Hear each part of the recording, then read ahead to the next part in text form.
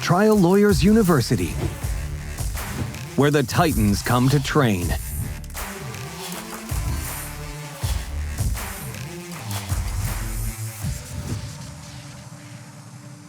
Produced and powered by LawPods.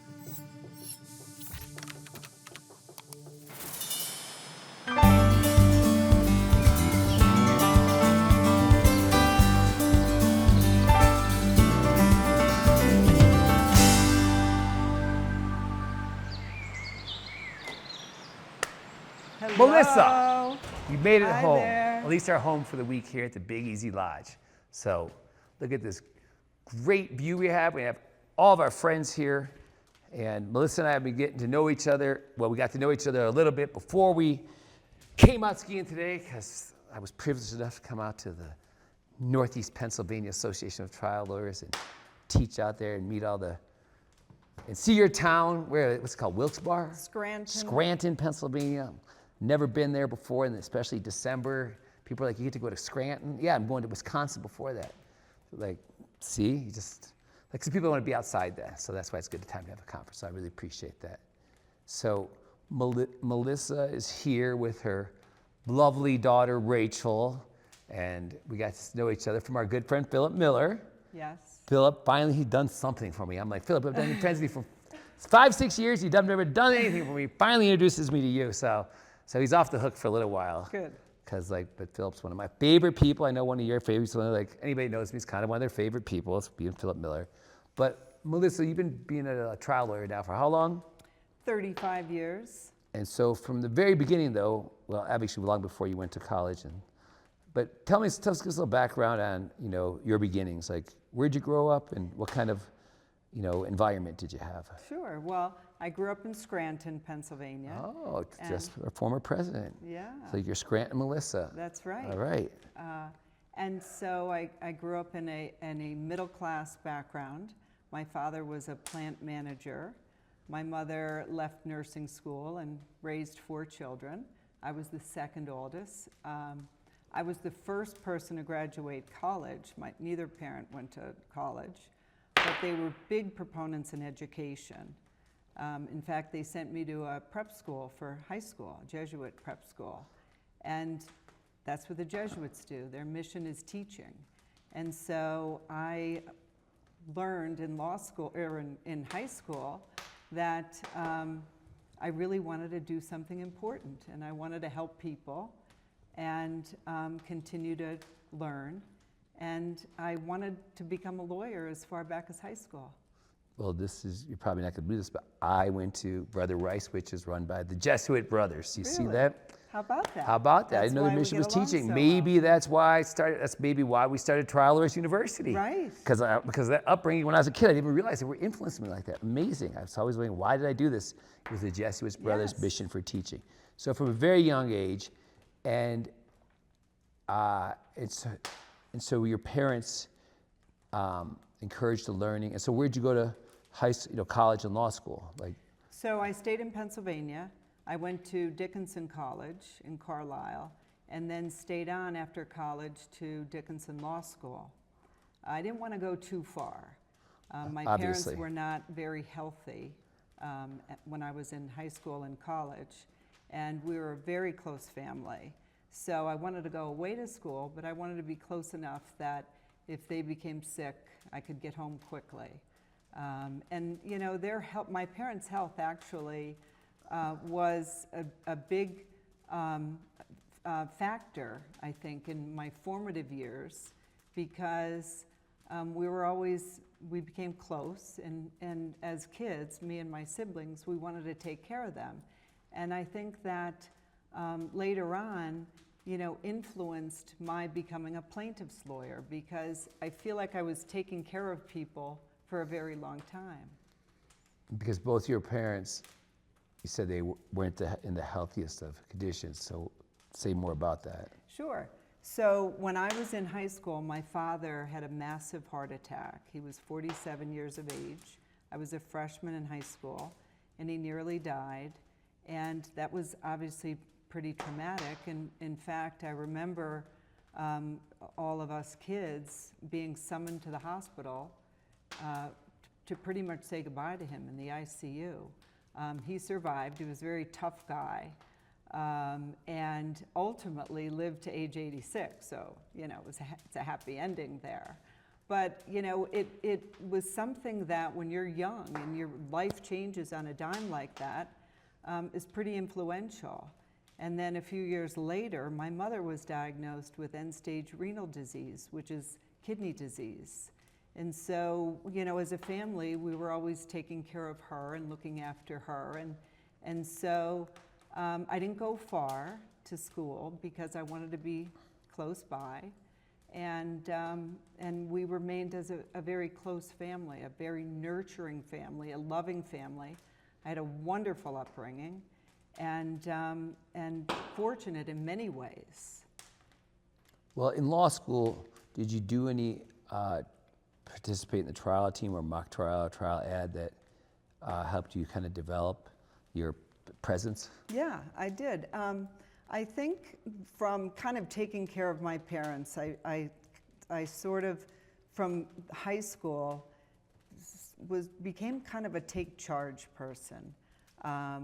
We were always a very athletic family, and I was always very competitive.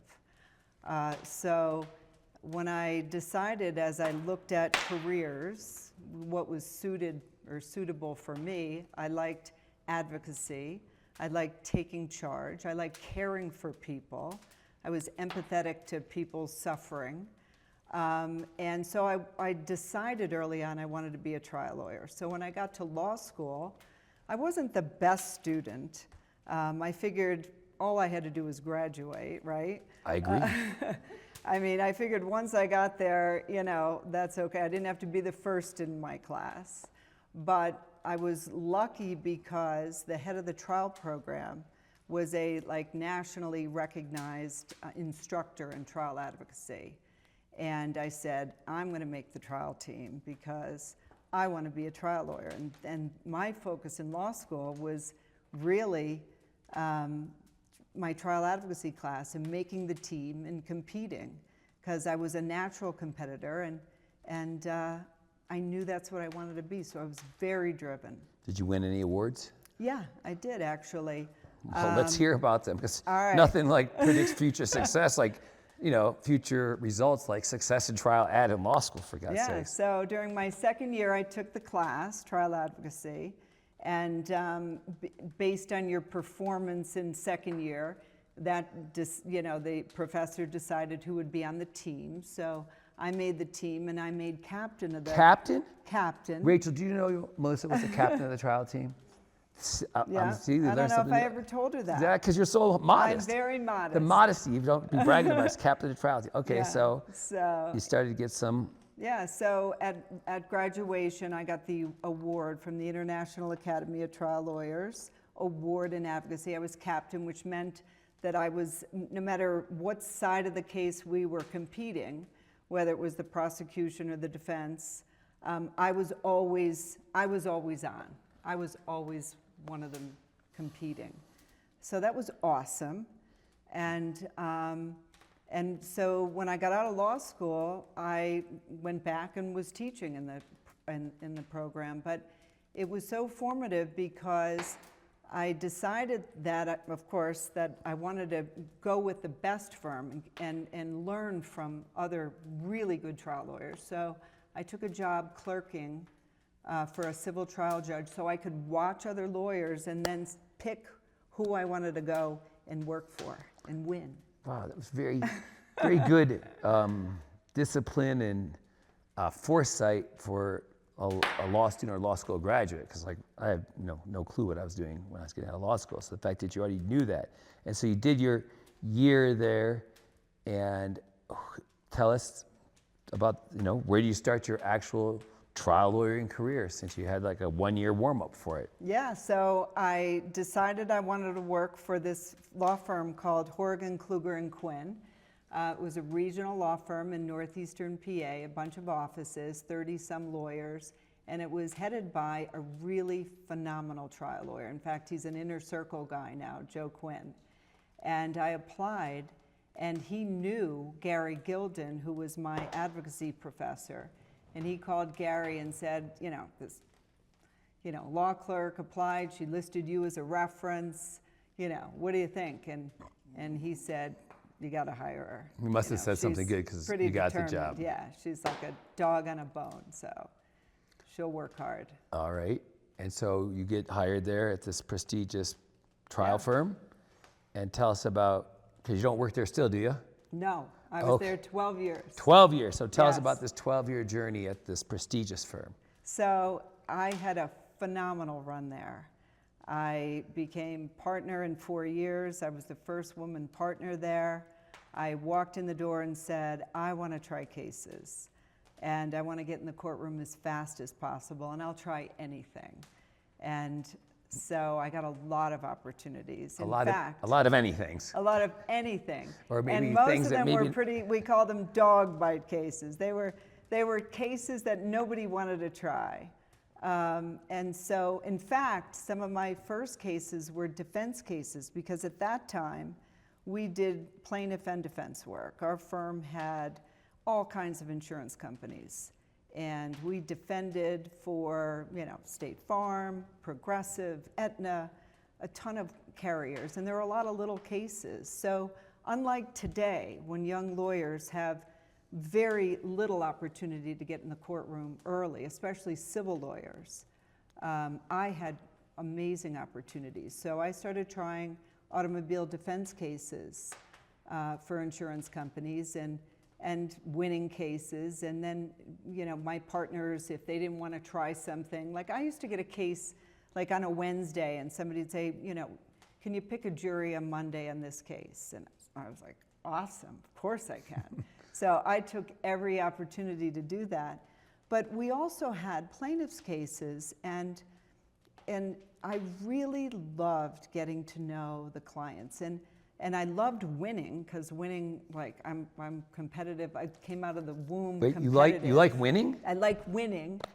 Join us March 6th and 7th in Hermosa Beach, California for our witness prep and direct examination workshop. You will learn how to transport your plaintiff and before and after witnesses back in time, so they not only remember the story, but they relive it, so that the jury not only hears it, but they experience it.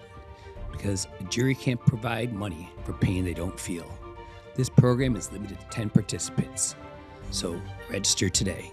And I love winning defense cases, but like my first plaintiff's win, like that was just amazing.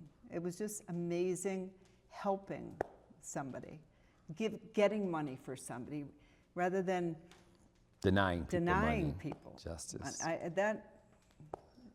didn't like it. I can imagine. I hope not. And in fact, if you liked it, I hope you would stay there with those. I know. Ugh. In fact, over the years, we became so successful as plaintiffs' lawyers, as a firm, and I was involved in the decision. We ended up taking a very courageous step in telling all of our insurance companies, see ya.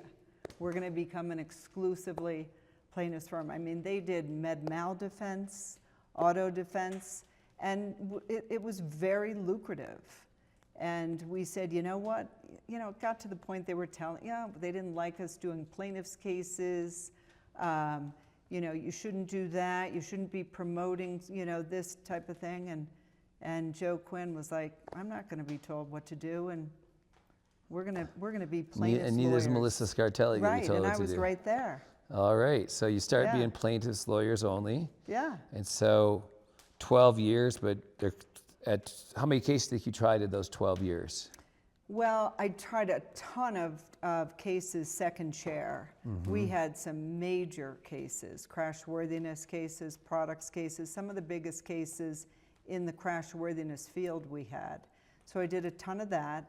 And I probably tried about 5 or 6 plaintiffs' cases of my own, but they were cases that, they weren't the best of cases when I say that, great people, but I was getting the more difficult, complicated cases. Of course you were. And yeah, naturally, and I'm not critical of that, but any really good case, the founder of the firm, the lead guy, wanted to take it, and he had every right to do that. He was very successful. would take the best cases, and the ones that were a little bit more problematic or challenging went to the lower tier people, even though I was a partner. But again, apparently it doesn't mean that much at the firm you were at. Very Nice happy title. to do it, yeah. So, Okay. but I tried some cases that I shouldn't have won, but I won anyway, and I just, and I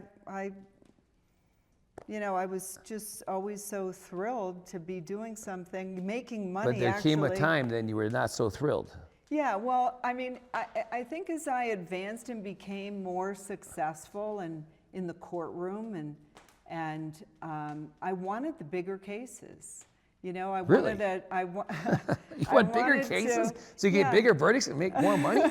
That's so weird. But go on. I'm surprised you're a plaintiff's lawyer. I kind of wanted to just write my own script. You want to be in charge of your own life too? I wanted that. Wow. I know I was very greedy. Yeah, very greedy selfish of you. Yeah, very selfish. And, there became a time that, it was kind of a who moved my cheese. I don't know if you read the book, but, it was like, how far can I kind of got as far as I thought I would go. And so I decided that I'm gonna start my own firm, which, looking back, I don't know, it was crazy. I had none of my own clients. I was never marketed. I didn't have to be marketed. Nobody knew me. There were no lawyers in my family. I had no book of business. I was nothing really, in terms of a name or a brand. But I decided 12 years in, I went to the firm and said, I'm gonna go out on my own. So how long you had your own practice now? So I've been in my own practice for 25 years. So 2001? 2001, yeah. 2001, and your practice, your name of your law firm now is Scartelli and Olszewski. My husband is a partner of mine in life and in work. He is a former prosecutor, a former judge in Luzerne County, and then left the bench after 10 years and joined me, and I changed the name of the firm to Scartelli Olszewski. And we have our daughter, who's a lawyer with us, Rachel Olszewski, very thrilled. She has We're all thrilled that Rachel's part of the, new energy to the firm. She's been with us 5 years. Rachel's a third-generation lawyer. Her grandfather was an appellate judge in Pennsylvania. Prestigious bloodlines. Yes, yes. All and right. You are helping form her to become an amazing trial lawyer. And that's how I met you, and through Philip Miller, because Rachel's at the point where we need her to start trying her own cases. And I called Philip and I said, what is a good and excellent trial program for a young lawyer to learn trial skills? Because we had this conversation, there aren't any trial skills programs out there. Like, the opportunity I had was amazing, and then getting into the courtroom was amazing, but these young lawyers do not have that today for reasons we all know. So Philip said, you gotta meet Dan Ambrose, and sent Rachel to Hermosa Beach, and she came back. Huntington Beach. We'll be sending her to Hermosa Beach. That's going to be the that's the location of the new TLU trial pad. Okay. But we've been having residents annually in Huntington Beach at the Passaic Hotel, and we'll be holding residents there this year again from June 2nd through June 6th. So you're going to make your debut there. So we were talking about that, which is very exciting because we have, for sure, the greatest trial program ever put together. And people say it to me. They say it to, and my friends, and they always say, Dan, you say that every year. And I'm like, but then before I can answer, like, and you're right, you do it. But then, of course, it is going to be better this year, because not just because Melissa's coming. That is one thing that's going to make it better. But we got dinner Tuesday night with our friend Viraj from Finch Legal, and then Scott Frost. We're closing it down on Sunday morning with a brunch, and then on Wednesday, our friend Ted Wacker's taking a whole bunch of us out to go golfing. So we have cool stuff, and the greatest trial lawyers coming to teach with lecture tracks and workshops, and and theme parties and so much learning and so much friend making. It's crazy and fun too. On top of the wall at the beach. That's why, being that we have such a great time every year at the beach, that's why we decided, you know what, we should move just to Hermosa Beach. So we just doesn't have to be 5 days a year. We can kind of live that dream closer to 365. Might have to do some work in between there and leave town, but that's life, These are the crosses we must bear. So, but this is about Melissa. First of all, how was skiing today? It was incredible. Wasn't it fucking awesome? Day. It was like yes. perfect sunshine. Yes. The snow was great. It was, powdery. Very few ice patches. Blue sky. Blue skies. No wind. No wind. Long and flat. And just, it was a picture. It was what they call my friend Connell Doyle, Bluebird Day. So we've got a Bluebird Day. Yeah, after 3 hours of training this morning too. Well, that's because we're here for business. That's right. Right. Training, breakfast, skiing. We have a little downtime for an hour, but here we're doing our podcast, though. Yes. And then more training tonight. Right. Because it's brutal, but it's good. Brutal. It's exciting. It's brutal. Good. It's good. So now we're on the training. So we're going to talk about your success, but that for somebody that's had yours, because you've had tremendous success. You've tried a lot of cases, and so now we're training, and so we did a little bit of training in Pennsylvania.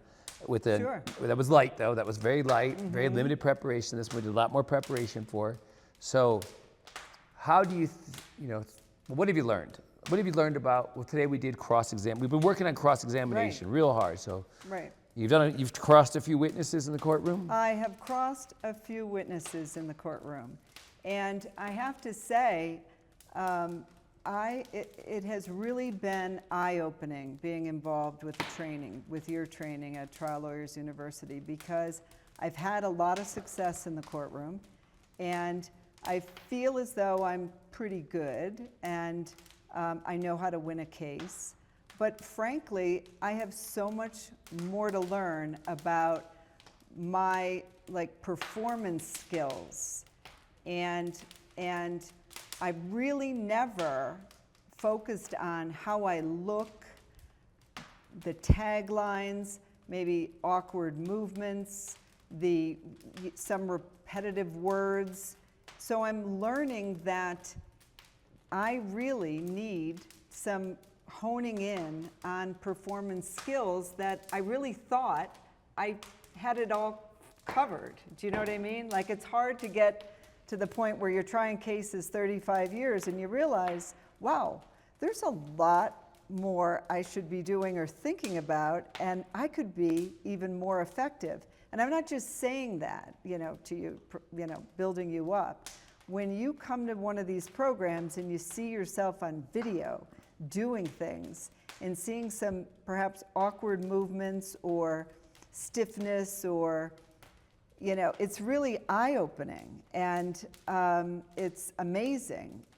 So what you've got going is a pretty good deal here, and it's something that I highly recommend, especially to lawyers starting out, but frankly, for lawyers of all skill levels, because we know as trial lawyers, the learning never ends. And if you get to the point where you think you know everything, or you've got all bases covered and you're top, well, guess what? You're not. Juries change, the way you process information, the way people process information changes.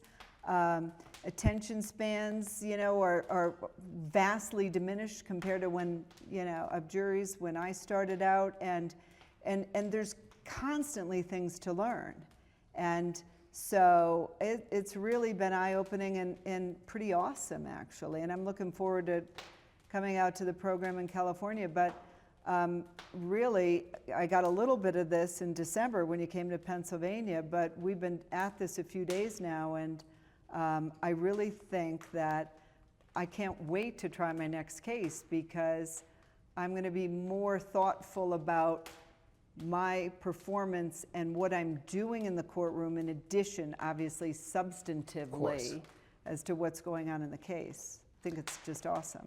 Well, it's about being intentional Yeah. with everything we do. And my friend Dave Clark, who was my mentor, he said it's about making the unconscious conscious. And that's what the goal is, because like unconsciously, we're all comfortable. We're all good storytellers. Right. But as soon as somebody says, tell me a story, and puts pressure on a person, it's like they become robotic, and it's only their conscious mind they draw from and not their unconscious mind. Whereas we're just hanging out, we're telling us, talking stuff, remembering stuff, it's our unconscious mind. And to do the repetition of these skills, because skill is an unconscious thing. It's a matter of, a repetition of a controlled movement. So you do it so many times that you can do it without thinking. For like a basketball player shooting a ball, or a tennis player, swinging the racket. Like, Serena Williams doesn't have to think when she takes the racket back and swings, and Michael Jordan doesn't have to think when he pulls up for a jump shot. And, as trial lawyers, we don't have to think about deploying certain, skills in the courtroom, because we've practiced them so much before it's game time, they just flow out of us. And that's when it's, people get presence, people get comfort, people learn to relax, relax. It's all about, the repetition to help build the presence. And that's what we're trying, that's what we're doing here with, using a model case, like, this trucking case where we have a dash cam video and we have photographs from the scene so we can all witness the crash.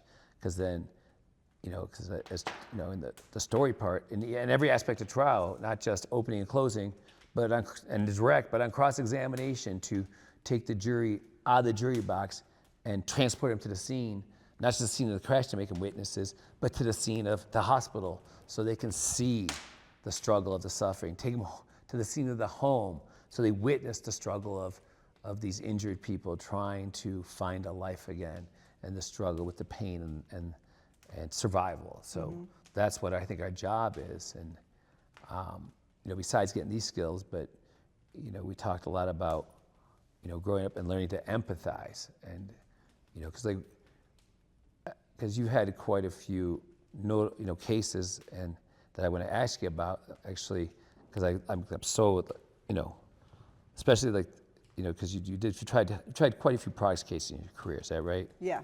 About how many products trials would you say you've been party to? Well, or part of? Yeah, I've been probably a part of close to 10 products cases, several automobile crashworthiness cases. I tried a case involving a defective bucket truck. It was one of my first cases when I opened my firm.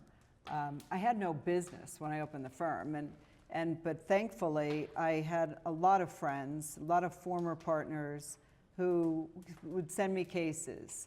But they were cases that were the difficult cases, right? No one was sending me any, like, If you had a lot of time as starting your own leg,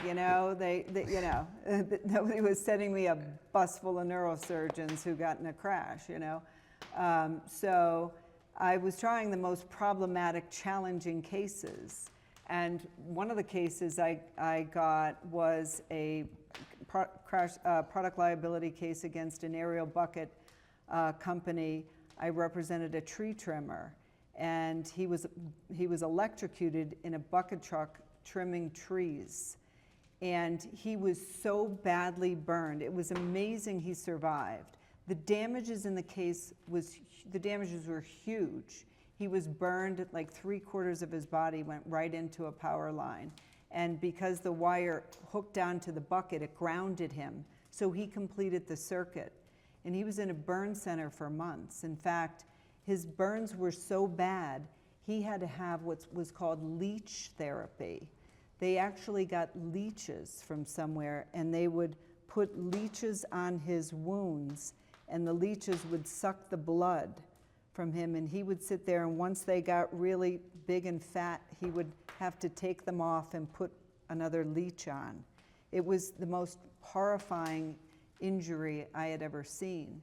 But the liability was challenging because built into the trial story was, the defense of it was his fault. He got too close to the wire. The defendant blamed the victim? The defendant blamed the victim because he hit a power line, and all the standards say you have to be so far apart from the lines. The standards are so, it was not in favor of my client. The standards were for the industry, and if you followed the standards, you'd never be able to trim a tree. It wouldn't get close to a wire, okay? So it was built in, there was a built-in excuse to blame my client. But what really happened was the bucket, there wasn't a good stopping system for the bucket, and the bucket lunged, and he couldn't stop it in time, and he ended up in the wire. And so we had a very good theory about the controls being defective, and I had a great expert. Midway through, the developing the case, my expert passed away. I was putting a ton of money into the case. There biomechanics, engineering, injuries. I mean, there was so much involved, and this was early in my law firm.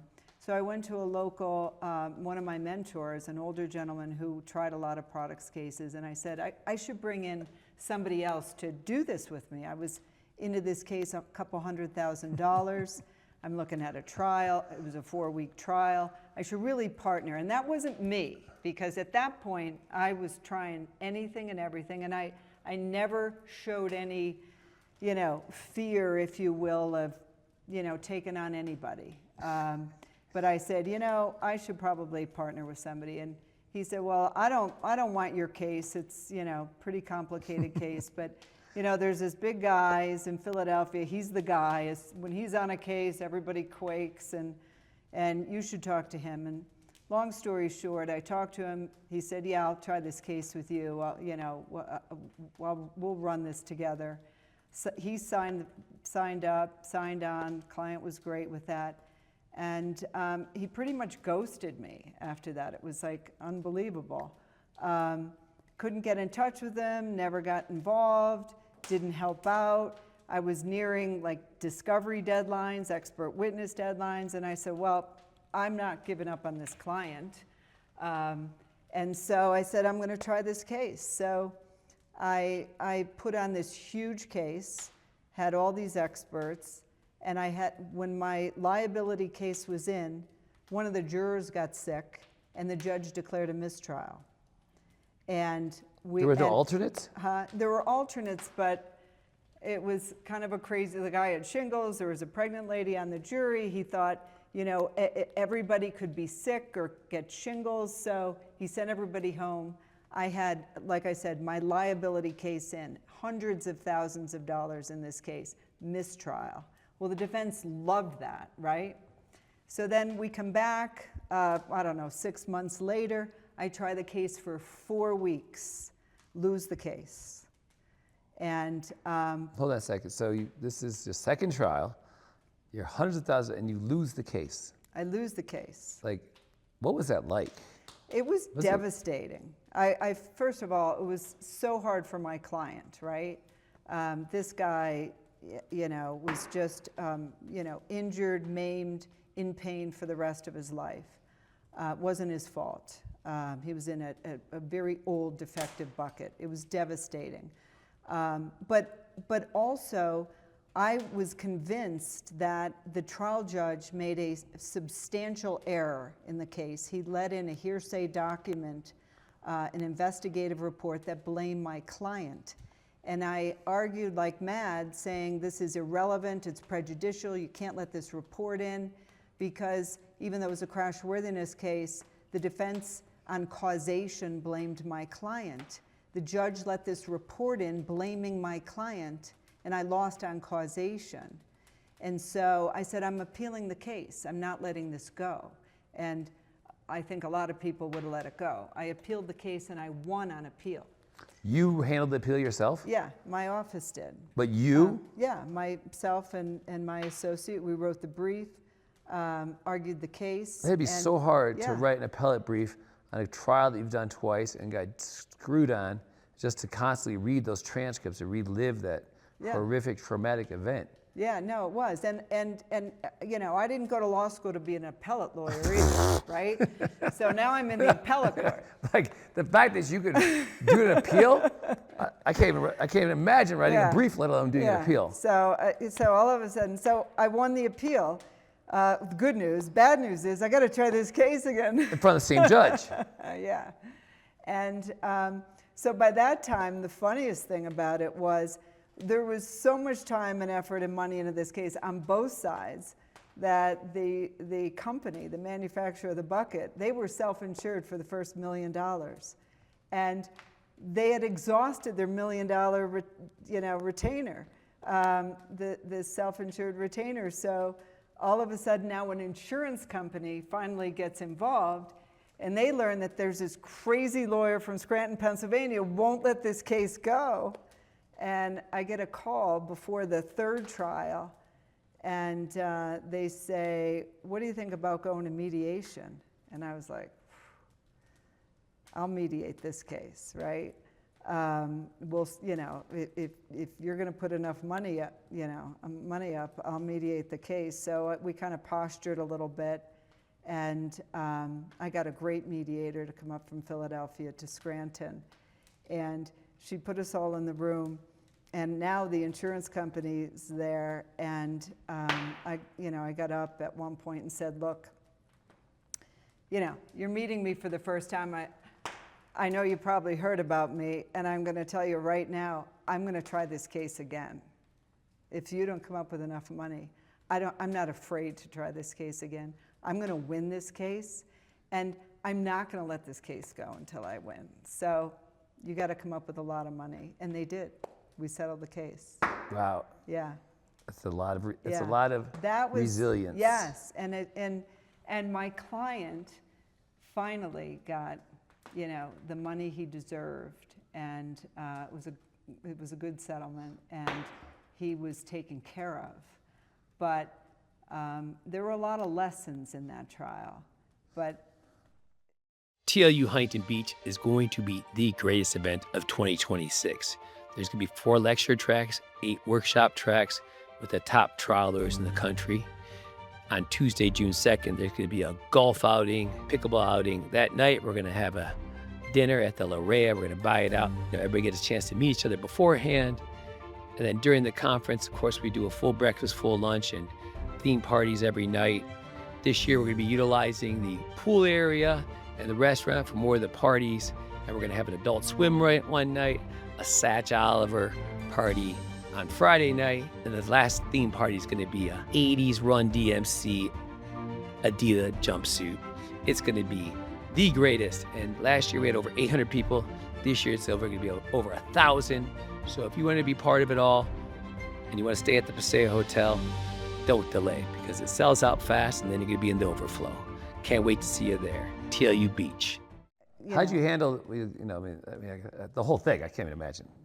I know there's lessons in every trial, but that sounds like too much learning from you. Perseverance, I think. That was the first lesson. Perseverance, but, and that's just, the way I am. When I founded the firm, I said, I'm going to worry about my client. I'm not going to worry about money. If I worry about money and making money, it's not going to happen. If I take care of every client I have, the money will come and the people will be best served. And so, I just constantly just kept thinking about him. And, I know from growing up, how in an instant, your life could change, and what suffering's about, and worry and anxiety and money problems. And so I was worried about him, and that's how I've kind of focused my practice, worrying about everybody in front of me and taking care of them as best I can. Takes a lot of energy, doesn't it? Yeah, it does. Right. But I want to talk to you about maybe a case I won. Yeah, how about that? No, I know, because you do well, because you really focus on medical malpractice. Yes, I do. And that's kind of your niche. And so you were telling me about, a trial that you did. And that had to do with a young man who was misdiagnosed with a tumor or something. No, it was an Tell it, what was it about? Yeah, so this was a young guy. He was 16 at the time, and he was misdiagnosed. He thought he had a hemorrhoid, And he said to his mom, you know, I got this hemorrhoid, and she made an appointment at the local clinic. And at that point, he's 16, and she goes to the clinic with him, and she's kind of in a quandary because she knows the doctor's going to pull down his pants. He's a tough guy. He's a, you know, he's a football player. He's a rugged kid, and he's embarrassed with his mother in the room, and she doesn't want to inject herself, and she thought, I'll let him go into the clinic with the doctor. It was a resident because it's a hemorrhoid, right? So he goes into the clinic, and the resident talks to him. He said, I think I have this hemorrhoid, I have this pain, and the resident decides to prescribe him just preparation H without looking at his bottom. And the kid gets the preparation H, or the, you know, the prescription dose of that, and for like 8 months he's putting preparation H, but he doesn't have a hemorrhoid. He has a pilonidal abscess, which is actually in the crack of his butt up high, and it's an abscess that can tunnel and become pretty devastating. It's not a tumor, it's not cancer, it's just a really invasive abscess that's hard to cure unless you get it early. So now he's got 8 months of preparation H on the abscess, and ultimately, when he's diagnosed, it had tunneled into his bottom, and he had so many surgeries to like debride, cut it out, clean it out, and he was such an amazing kid. I mean, this started when he was 16. He goes the rest of his high school years playing basketball, working at Lowe's, stuffing paper towels in his underwear because he was bleeding all the time. Surgeries weren't working, kept going back. He goes to the local college. By that time, like 3 years in, he's got a wound vac. It's not healing. And he's sitting in class with a wound vac and a hose coming out of his butt with a little machine gurgling, sucking out the abscess from his butt. But he never misses work, never misses school, never misses doing chores for his mom. It's just a beautiful kid. And so thankfully, ultimately, he gets in the hands of the right surgeon and does major surgery on his butt, kind of closes up the top of his butt. And so his butt cheek is a little lower. He's got a flap, and he's cured. And so we sued the resident, the clinic, et cetera, and they don't want to offer any money because he's a young kid, he's cured, no wage loss, no medical bills, and he has a scar on his butt. That's his damage. But the kid went through hell, right? In Pennsylvania, we can't ask for a specified sum of money. This was a pain and suffering case on a kid who has a good future, who's cured. They offered peanuts to try the case. What's peanuts, 100 grand? 100 grand.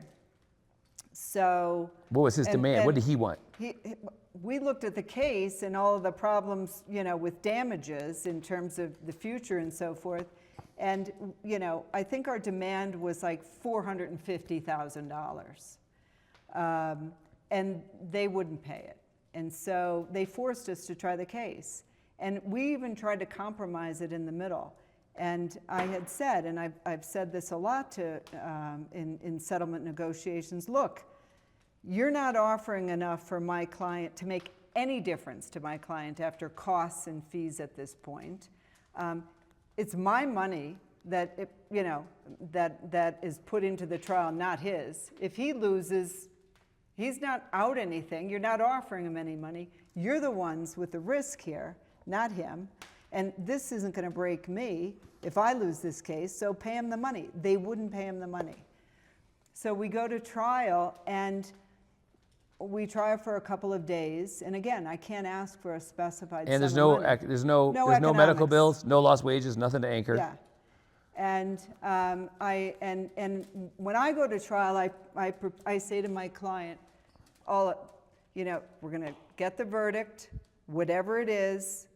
We're going to take it, no emotion. Just if it's a win, great. No jumping around, no acting crazy. If you lose, we sit there, you know, we take it. And so we're waiting for the verdict. And the jury comes back, the foreman stands up, and the verdict's $10 million. And everybody froze. And it's so funny. I'm like, did they just say $10 million? I leaned over to my client. He was like, I said, did they just say 10 million? He was like, yep. He was like afraid to speak, but we were thrilled. And you know, we were so stoic, and we were obviously very thrilled. The jury leaves the courtroom, and then, you know, we talk to the judge, and the next thing you know, there's a knock on the door, and the jury comes in, the foreperson, and says, I just want to make sure the plaintiff is happy. Because we really like him, and we're just hoping we gave enough money. And so that was pretty awesome. I bet it was. And because of course I asked you, did you collect it? And what'd you say? I did. Every cent. Every penny. Every penny. They did appeal it, but the day before their brief was due in the appellate court, they paid every dime. Well, that must have been nice, especially you know, having your own firm and stuff. Yeah. That actually, to this day, is still the highest verdict for pain and suffering in Luzerne County history. There was one, and the highest medical malpractice pain and suffering case. There was one case since then which had huge economics. It was like $12 million. But that case is still the highest pain and suffering. I mean, you know, it's, when you can't ask for a sum, it's challenging. I bet. Yeah. Like, how do you think? Like, how did you articulate to help them see the 10 million? I mean. Well, you know, the strategy that we used worked. You know, our client was such a good witness. We put him up as a first witness, and he did an amazing job. And we basically say to the jury, look, you know, this is our system. You know, we put on, and I tell the jury early, you're going to hear from family members, friends, what the suffering was that this young man went through. Not to garner your sympathy, but so that you can understand, because at the end of the case, you're going to have to use your collective wisdom and award a sum of money, should we prove our case, that's a fair trade for what he went through. And you're going to have to decide the value of that. And I can't tell you what amount that is. I'm not allowed to tell you what that is. I can't give you the sum.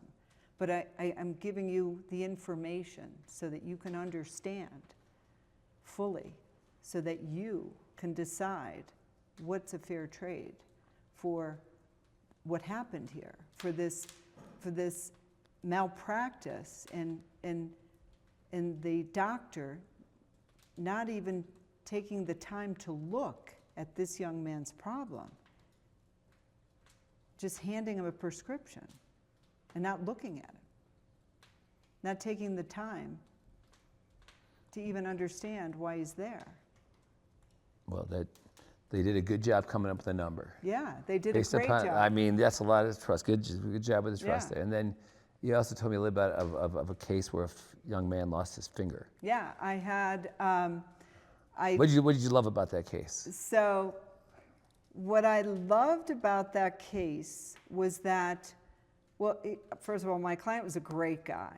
Another hardworking, single, great guy, family kid, young man in his 20s. The doctor was a jerk. He was so mean to my client. Ultimately, the doctor blew him off after the malpractice. So let me just give you the background. My client goes to him because he had a lump on his finger, and he had it for weeks, and it was getting worse and worse. It was his left ring finger. It was an orthopedic surgeon, and the orthopedic surgeon ultimately took a biopsy, and the biopsy came back equivocal. The pathologist said, this could be a cancer, an osteosarcoma, but I'm not an expert in bone pathology. So I'm going to send the pathology out to the Mayo Clinic to be sure. So it could be cancer. I'm going to send it out to be sure. The orthopedic surgeon called my client in and said, you have cancer. It's highly aggressive. If it spreads to your lungs, you're dead. We need to remove it right away. Never told him that the pathologist's diagnosis was equivocal, and removed his finger. And then ultimately, when the pathology came back as not cancer, and he didn't need to lose his finger, the orthopedic surgeon basically said, oh well, and just kind of blew him off after that. He had neuromas, he had pain, he was trying to get help and get therapy, and the orthopedic surgeon said, essentially, it's no big deal. Never sent him to therapy. What'd they offer on the case? Nothing. They offered him zero. What'd you demand?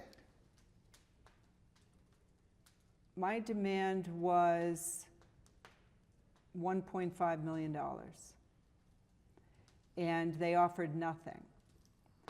And the adjuster went so far as to tell the judge, he will never offer me any money on the case because it was personal. The adjuster didn't like me because I got sanctions against them in a discovery dispute earlier in the case because they wouldn't turn over documents. And so he literally told the judge, this is personal. She's going to try the case. And so I had a punitive damage case against the doctor. And we got a $1.5 million verdict, including punitive damages against the doctor in that case. See that you got exactly, is that a rarity, you get punitive damages against the doctor? Very rare. I've gotten 2 punitive damage verdicts in Luzerne County, Pennsylvania, and I don't know anybody else who has. And I don't know anybody else who's ever gotten punitive damages against a doctor either. And we did in that case. But that case was also challenging because we started that case, and several days into the trial, the defense lawyer got sick, and we had a mistrial. And so we had to stop the case, and I retried that case to verdict. Do you think it's easier or harder to try a case for the second time? Harder. My case was in. So they knew, by the time of the mistrial, they saw my experts. Right. They cross-examined my experts. But they made a very big mistake in thinking that I was going to retry it the same way.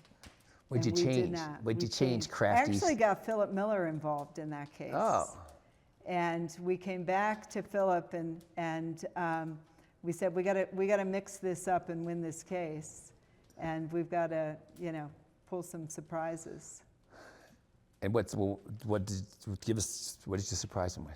Well, we learned that the defendant doctor, he was such a wingnut. He not only was he kind of a jerk to my client, but his personality was so crazy and different and odd and unsympathetic that I decided to call him as the first witness, whereas in the first trial, I hadn't yet called him. But his demeanor and mannerisms in the courtroom were so odd, and we couldn't predict that. You mean you tried it the first time? Yeah, the first time. So, and my client, we did put him on the stand, and he just didn't nail it, He got very nervous, yeah. So we mixed up the order. That was one of the big things. And I caught, and it's always a risk calling the defendant as of cross, the first witness, because you can control the cross, but then after that you turn them over and the defense gets their whole case in as your first witness. So in a malpractice case, that's risky. I get it. But we took that risk, called him first, he bombed. We did a great job cross-examining him. Jury didn't like him, and it was And that was with the skills you had sailing. then. Yes. Imagine now. Now You it'd talk be about great. him cutting off that finger and like, oh, not even thinking, oh, poor guy doesn't have a finger. Well, See? you know, and the defense said, hey, it's a young guy without a ring finger, big deal. Seems like a pretty big deal to me. Yeah. I mean, I don't really, you know, think about all the things I do with it, but I know if it wasn't there, I know I'd miss it. I'm pretty certain. So Melissa, you're going to come to Huntington Beach this year. We're so excited. You're going to bring the whole family, Peter and Rachel, and we're going to have a Scartelli Olszewski party. But you're going to be teaching. We're so excited because even, you know, with Scranton, Pennsylvania has just been, you know, in Luzerne County has been even hiding out there, but now the big West Coast is waiting for you. So what are you going to teach in Huntington Beach? So I'm going to teach a topic on medical malpractice. That's what I do. That's what you do. That's my That's thing. your game. That's my game. That's your game. That's you know, I you've done am- product yeah, cases. yeah. You can do them. You can do other Yeah. cases, but medical Yeah. malpractice, that's where. That's my medical malpractice. I love medicine.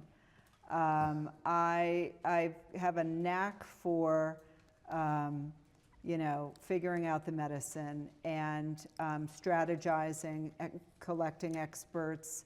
I've had so many medical malpractice trials. I have a long list of do's and don'ts, and I really think I should talk about practical tips, like trial practical tips, mistakes made, not to make, that kind of thing. Be sure to join us in Winter Park, Colorado, March 14th through 21st. We're going to be doing a ski and trial skills boot camp. So we'll be skiing every day, but in the morning and in the evenings, we'll be working on your trial skills. That means witness prep and direct examination, cross-examination, presentation skills, which are opening statement and closing argument, and of course, jury selection. And remember that your entire tuition will be donated to the fight against Uber in California, because they're trying to destroy our civil justice system. And they're starting with California, but if they win here, your state may be next. So join the fight and come to Winter Park.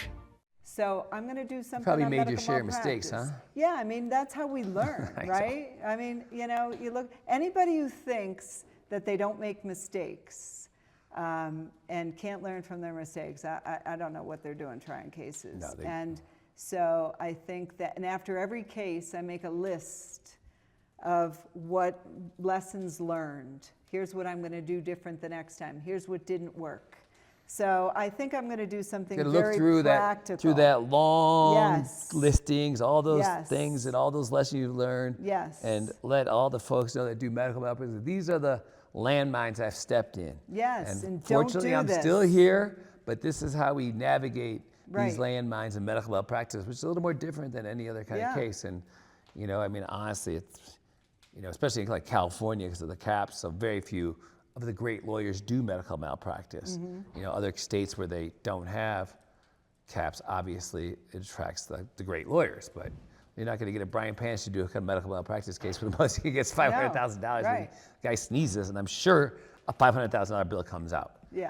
I'm sure. So you're going to do that. That's going to be great. So here's my, but also I know you've been real active about, you know, the concern of a lack of trials and what can Yes. be done. So talk to me about that a little bit. Yeah, so what you and I have talked about is that unlike my upbringing, the young lawyers today don't have the opportunity. There's no trial programs. You're the only trial program that I know of, a trial skills program. I had that in law school, and I had opportunities to try small cases.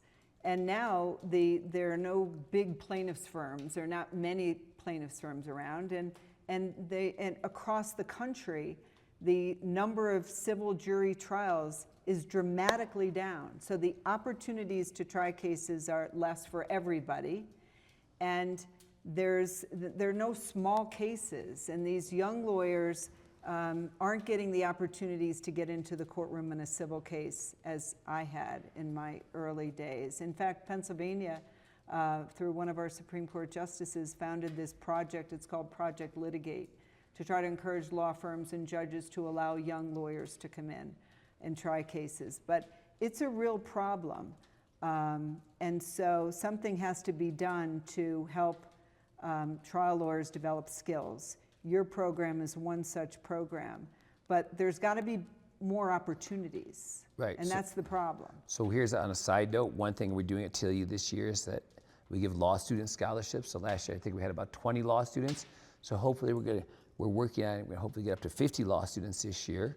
So if there's any law students listening to this or anybody that has law students that work with them or for them, if they want to come to the conference, they can come on a scholarship and they get to participate in workshops and meet lots of lawyers. And, you know, it's sometimes people find jobs and internships, and it's pretty darn exciting, you know, to get exposed to all this. Because you know, I think, man, if I would have had some direction when I was young, Right. what I could have become. Right. But I didn't.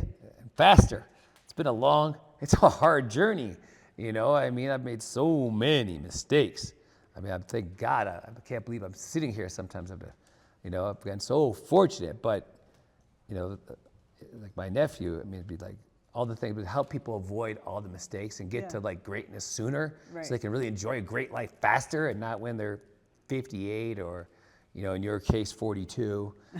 And so, you know, I mean, to try to help speed up the process. But I think what Trial Lawyers University could do is since you're creating opportunities for law students and young people to come, they can interact with more senior lawyers and perhaps get some of the more senior lawyers to agree to mentor. Next time they're going to trial, maybe some of these law students or young lawyers get on a plane and just sit and shadow, maybe do a witness.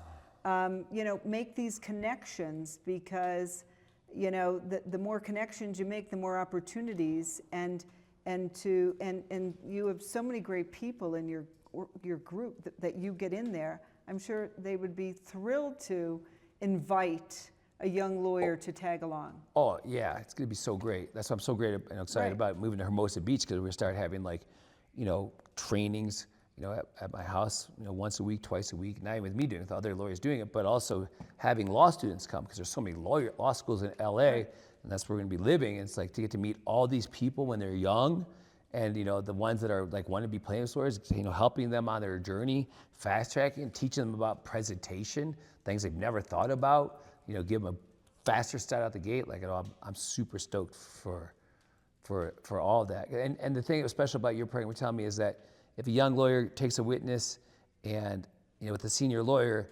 that, you know, because most courts have a rule, one lawyer per witness. Yeah. So then the senior lawyer can stand up and help clean up any mess or mistakes that the junior lawyer made, so ultimately the client doesn't suffer. Right, and that's the thing. Project Litigate, that's one of the aspects of the project. If the state trial judges sign on to this, they let a young lawyer have the opportunity, and then there's no risk to the client because the senior lawyer can mop up. Right. And that's one such way that Pennsylvania is addressing the subject of, you know, young lawyers not getting into the courtroom.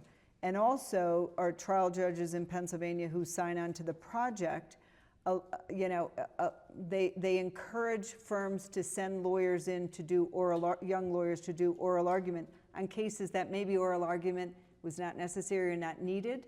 They say, but you can have argument if you send one of the junior lawyers to come in and go to court. Right. And so there's some initiatives like that going on in Pennsylvania, which are great. I've actually, I've been fortunate with my opportunities going to trial, and I've helped my husband. He's a criminal defense lawyer, and I've gotten to try some cases with him, some witnesses and so forth. I don't know anything about criminal law, but I know a lot about it, but I know too much about it. Yeah, and it's okay. In the last 10 years, I've second chaired criminal defense cases, doing expert witnesses, accident reconstructionists, something medical victims. I've cross-examined if it's a female victim, and we call those accusers, by the way, in the criminal. Yeah.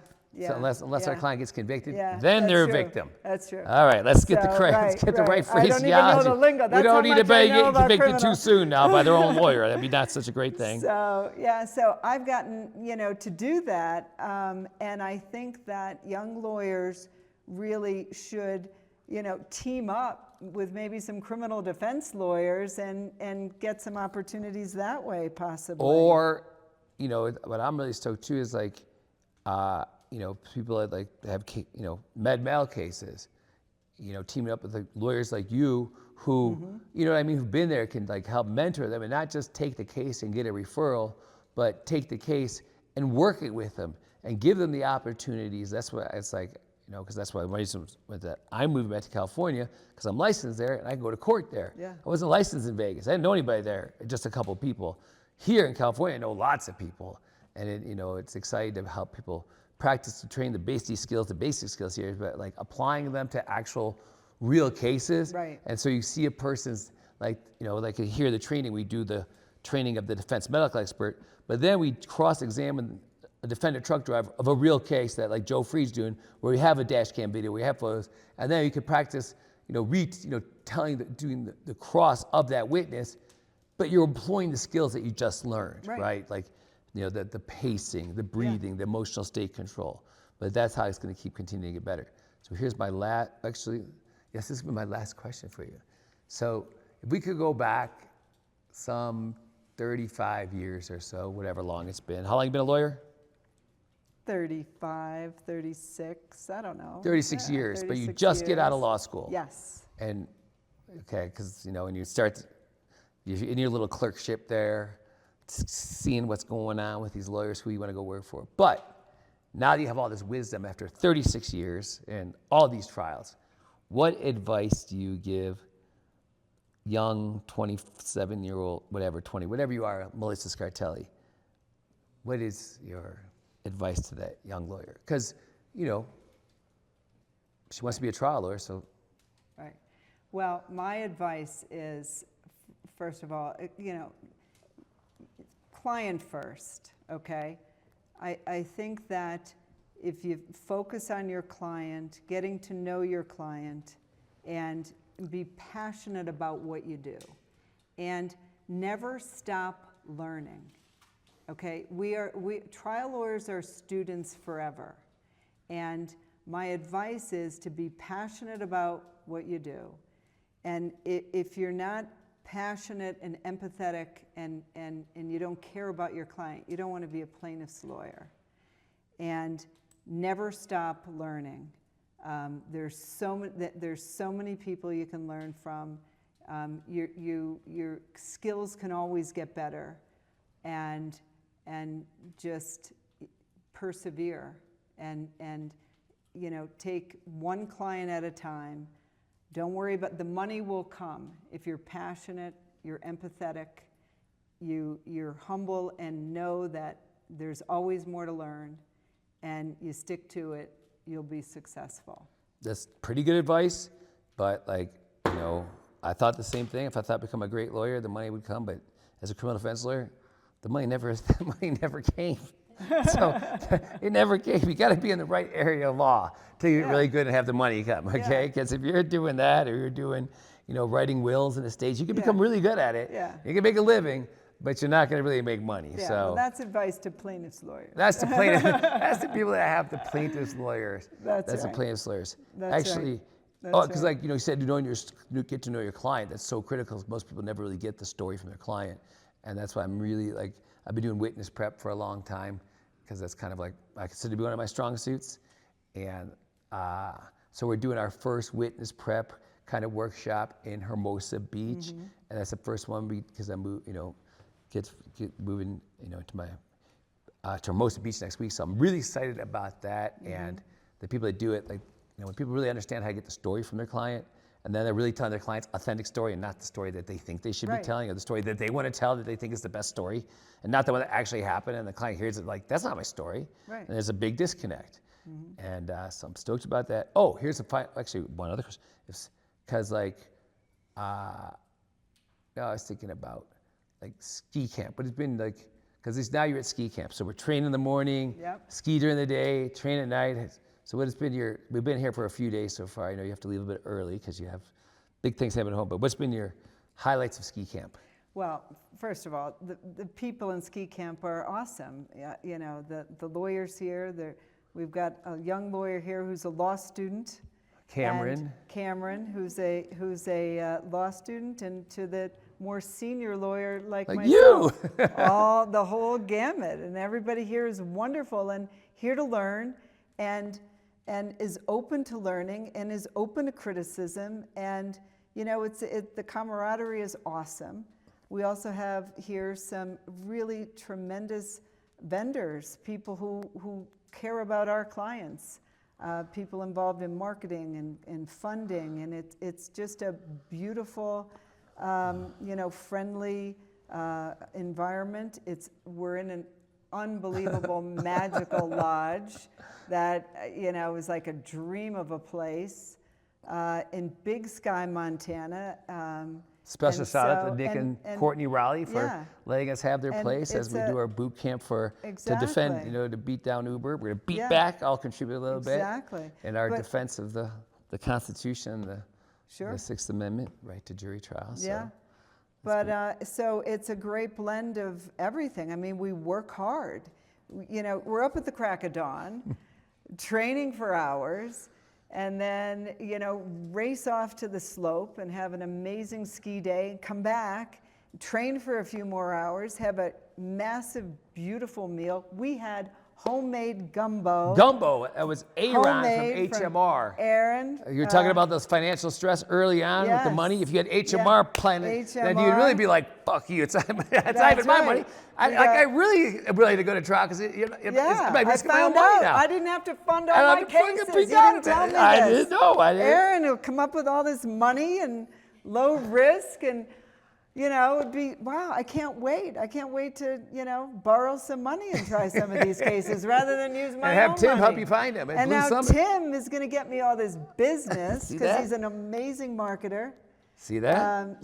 But it's just really, I can't speak any higher of the program than I am. I mean, it's just been tremendous. Thanks. Been having a great time myself. And so if people want to get a hold of you, Melissa Scartelli, what's the best way? Scartelli.com is my website. All right. It's about to be way better pretty soon. Yes. After the Blue Summit region. Well, we'll see. Hope so, yeah. All right. It's going to be fun. Thank you. Ready to train with the Titans and set records with your verdicts? Register for our live conferences and boot camps at triallawyersuniversity.com. Start getting your reps in before the big event by going to tluondemand.com to gain instant access to live lectures, case analysis, and skills training videos from the trial lawyer champions you love and respect, as well as pleadings, transcripts, PowerPoints, and notes for a roadmap to victory. Join the group that continues to get extraordinary results. Trial Lawyers University, produced and powered by LawPods.